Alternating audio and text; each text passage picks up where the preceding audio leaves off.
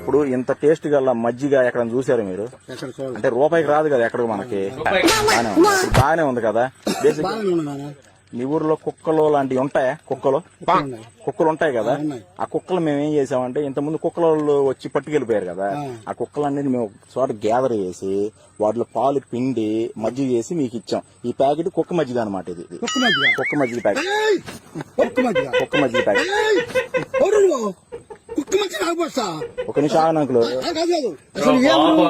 ఒక నిమిషం ఆగండి అంకుల్. కుక్క మధ్య నాకు పోస్తావా?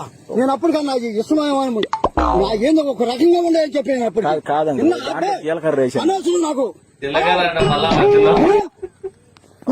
ఎందుకు ఆవేశపడుతున్నారు అంకుల్? ఒక నిమిషం నాకు తెలియదు.